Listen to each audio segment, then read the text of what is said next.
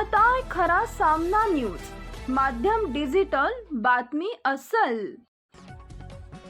आंब्याचा यावर्षी हा गोडवा सर्वसामान्यांना मिळणं कठीण झालंय।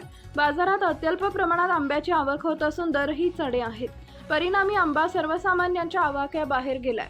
यावर्षी आंबा मोठ्या संकटाचा ठरलाय। अवेळी पाऊस, तापमानातील चढउतार आणि वातावरणातील बदल यामुळे आंब्याच्या झाडांना आलेला मोहर मोठ्या प्रमाणात गळून पडला।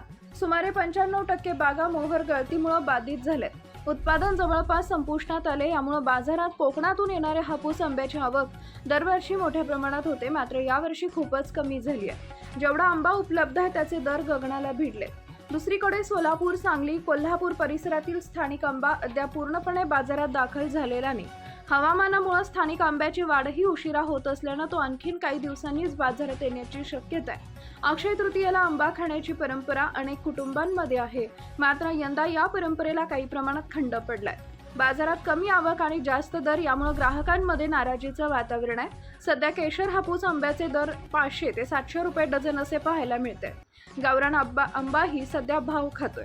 काही व्यापाऱ्यांच्या मते पुढील काही आठवड्यात स्थानिक आंब्याची आवक कमी होईल आणि दर काही प्रमाणात कमी होण्याची शक्यता आहे। Subscribe now and press the bell icon. Never miss an update.